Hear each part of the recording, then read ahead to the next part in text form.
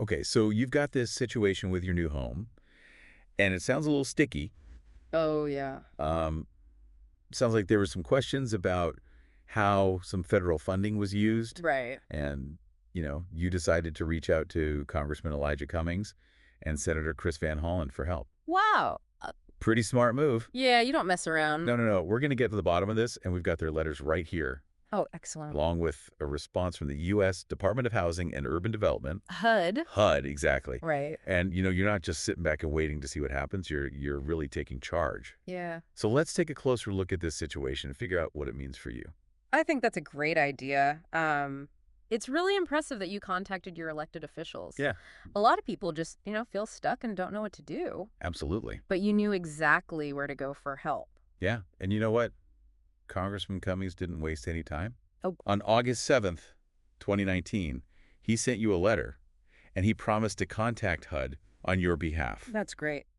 He even gave you his assistant's direct line. Wow. Talk about personal service. Right? Like, how often do you get that? That's Yeah. amazing. That's a good sign right away that he's taking your concerns seriously. Absolutely. He's not just blowing you off. Yeah, He's making sure that you have a direct point of contact if you need anything. absolutely. And now let's jump ahead to August 12th. Okay. We got HUD's reply to the congressman, and they lay out your concern pretty clearly. Okay. You believe that the historic East Baltimore Community Action Coalition Incorporated, Oh, that's a mouthful. I know, right? HEBCAC? HEBCAC. HEBCAC, there we go. Much easier. That they might have misused federal funds that were meant for your home's development. So HUD looked into it and they investigated. They did. And it looks like HEBCAC used the funds for drug and alcohol rehabilitation programs Okay. and low-income housing projects, Yeah. which, is good work. Right. Important work. Yeah, absolutely. But doesn't sound like it directly went towards your home renovation. Yeah, so maybe there was a misunderstanding about how those funds could be used. Exactly. And to Maybe. double check, HUD actually looked at their records and confirmed that neither you nor your neighbors received assistance through this thing called the Section 108 Loan and Evaluation Report. Yeah, that's a It's a mouthful, mouthful. but it's basically a specific loan program designed to help communities with economic development projects. Gotcha. So HUD's investigation didn't really find anything, to support your specific claim. Right. But Congressman Cummings is still on your side. Oh, that's good. On August 16th, he sent you another letter.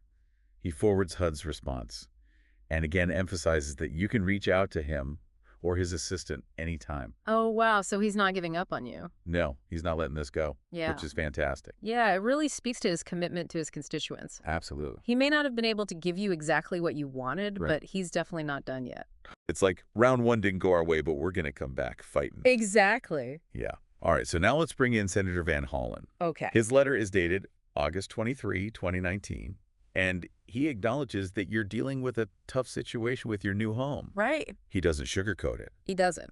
And then he drops this little bombshell. What's that? He tells you that the Maryland Attorney General's Consumer Protection Division is stepping in Oh, wow. to help resolve your concerns. Interesting. Isn't that interesting? Like, that's a big deal. That's a very big deal. It Yeah. really is. And the Consumer Protection Division is going to keep you updated. Yeah. And they even gave you their direct contact info. So they're being very proactive. Yeah, they're not messing around. So even though that initial investigation didn't quite go the way you hoped, Right. you've got some serious heavy hitters in your corner. You do. Congressman Cummings, Yeah. Senator Van Hollen, Uh-huh.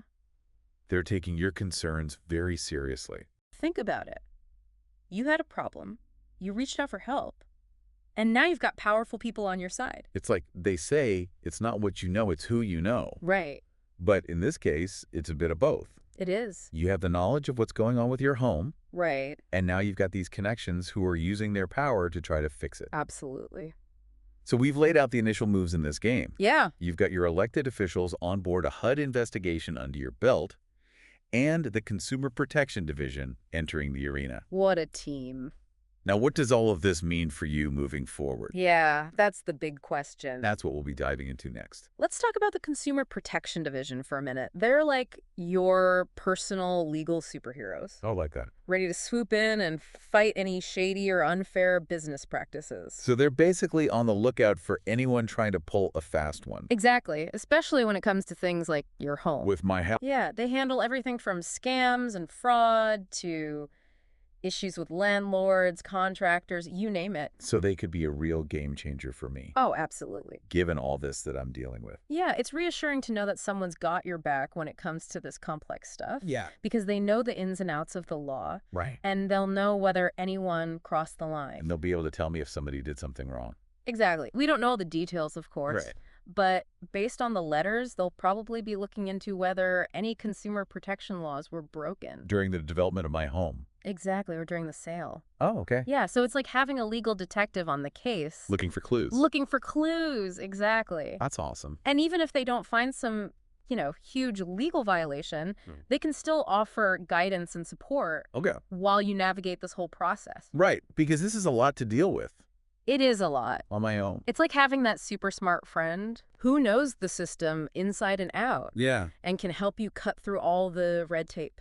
Yeah, and the best part is that they'll give me regular updates so I'm not left in the dark, Exactly. wondering what's going on. Yeah, that open communication can really make a difference when you're feeling stressed and uncertain. Totally. And, this whole situation really underscores how important it is for people to understand their rights. Yes.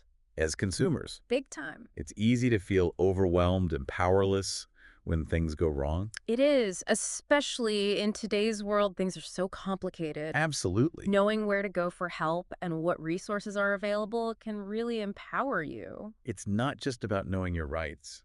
It's Yeah. about being proactive and speaking up Yes. when you think they've been violated. You've set a great example by doing exactly that. Well, thank you. You contacted your elected officials. You didn't just shrug it off. You took action. Yeah, I did.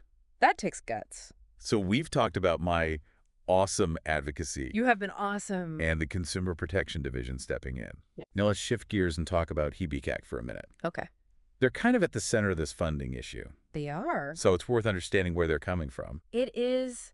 Remember, HUD's letter mentioned that they use the funds for drug and alcohol rehab programs Right. and low-income housing projects. Mm-hmm. What does that tell you about what they're trying to achieve? Well, it sounds like they're really focused on tackling some big challenges in the community, They are. things that can have a huge impact on people's lives. Yeah, and while the way they use the funds might not align with what you were expecting for your home, Yeah. it's important to remember that they're working hard to make life better for a lot of people. So maybe it's a misunderstanding. It could be. Okay. It's a reminder that there are different sides to every story, Yeah, and things aren't always black and white. absolutely. So what can we learn from HEBCAC's role in all of this? I think it highlights the importance of clear communication Yeah. and transparency, especially when it comes to using public funds. Mm-hmm. If they had been more upfront about how those funds were being used, maybe this whole situation could have been avoided. Makes you think, right? It does. Open dialogue between organizations and the people they serve can go a long way. Yeah, and preventing misunderstandings Yeah. and building trust. Okay, so we talked about what the Consumer Protection Division might do, but what other avenues could I explore? Well, you've already accomplished so much. You reached out to your elected officials. Huh? You prompted a HUD investigation. Yep. And you got the Consumer Protection Division involved. I know, it's crazy. But what else could you do to keep the momentum going? What? You could consider sitting down with HEBSEC Okay, and having a conversation maybe through a mediator, that's a good idea. or you could connect with local housing advocacy groups. Oh, They might have valuable advice and resources. I like it. And have you thought about contacting the media? The media. Sometimes shining a spotlight on a situation can really get things moving. That's true. Those are some good ideas. Yeah, and who knows what other possibilities might be out there. The key takeaway here is that you have a voice, I do. and you've shown that you're willing to use it. That's right. That's incredibly powerful. Don't underestimate the impact you can have. Thank you. This whole deep dive has been really fascinating. It has been. We started with my situation, Right. and now we're talking about bigger issues like community and advocacy We are. and the power of one person to make a difference. And it's bigger than just one house? Absolutely. It's like you said earlier, we're only seeing a piece of the puzzle. We are. But by exploring my experience, Right. we're uncovering these broader themes that impact everyone. Exactly. And sometimes by addressing a seemingly individual problem, you can spark positive change that benefits the whole community. That's something to be proud of. It's proof that we all have the potential to be catalysts for change, Absolutely. even when faced with challenges that seem impossible to overcome. Absolutely. Now, before we wrap things up, There's one more crucial aspect we need to consider. What's that? The long-term implications of your situation. This isn't just about you and your house anymore. Yeah. It's about bigger questions of transparency and accountability Okay. and how our communities develop. That's such a crucial point. You've shown a light on potential flaws in the system, I have. and that could lead to some much-needed reforms I could. that could benefit everyone. It's like you've thrown a pebble into a pond, Yeah. and the ripples are spreading outward, creating a wave of change. That's amazing to think about, that my actions could have that kind of ripple effect, They could. that my story could have a lasting legacy. And that brings us to the heart of what this deep dive is all about. Okay. The power of one person to make a difference. Wow. You had a concern, you spoke up, and now you're potentially changing things for the better. It all started with you. That's a powerful message to end on. But before we do, I think there's one more piece to this puzzle that we need to examine. So we talked about how HEGCAC used those funds for these, community initiatives. Right. But we haven't really looked at what those look like in practice. Yeah, good point. It's easy to get caught up in the details of your own situation. Right. But let's zoom out for a second and look at the bigger picture. Okay. Drug and alcohol rehab programs. Yeah, Those can be life-changing for individuals and families struggling with addiction. absolutely. And low-income housing projects. Those provide safe and affordable places for people to live. Yeah, and that's getting harder and harder to find. Yeah, it's a huge need. It is. So those federal funds, even if they weren't used how you expected, Right. they were still going towards really crucial things in your community. It really makes you realize, Yeah. that they were going towards something important. It does, and it highlights the tough decisions that organizations like HEGPCAC have to make. Yeah. They have limited resources, and they have to figure out how to use them. And that they're always juggling competing priorities. It's a Yeah. balancing act. Right. And sometimes it's just impossible to make everyone happy. It's like trying to solve a puzzle with some pieces missing. Exactly. You're doing the best you can, but, Right. there are going to be gaps and challenges. Yeah, and that brings us back to transparency and communication. Yep. If HEBCAC had been more upfront about how they were making decisions and using the money, maybe some of this frustration could have been avoided. Right. It doesn't mean they weren't doing good work, Right. but a little more open dialogue could have made a big difference. Absolutely. It's all about building trust Yes. and understanding, Uh-huh. both in the community and between organizations and the people they're serving. You got it. So, knowing what you know now about HEBCAC, Yeah. how does that change your perspective? I think it makes me feel a little more empathetic, Yeah. even if it doesn't change, what happened to me. It's not about saying what they did was okay, but about understanding the context. Exactly. It's about seeing the bigger picture Right. and realizing that even good organizations can make mistakes. It doesn't invalidate your feelings, Right. but it can help you understand the situation better. So as we wrap up this deep dive, what's the one thing you want our listener to take away? I think the biggest takeaway is the power of informed action. Okay. You had a question, you dug deeper, you reached out for help, and you activated a whole network of support. I did. That's incredible. It's like I became a citizen detective, You did. uncovering clues and connecting the dots and just refusing to be silenced. Exactly. And who knows, your actions might spark change beyond your own situation. That's amazing to think about. It is. You've shown that one person can make a difference. Wow. And you've highlighted how important transparency and communication are and holding people accountable. Absolutely. Those are important lessons for all of us. So to our listener out there, remember, knowledge is power. It- Don't be afraid to ask questions and seek out information and stand up for what you believe in. Couldn't have said it better myself. And never underestimate your ability to make a difference, No matter how small, big or small.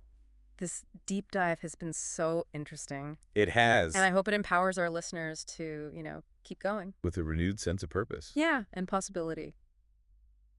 Thanks for joining us on this deep dive. It was my pleasure. Until next time, stay curious, stay engaged, and keep fighting the good fight.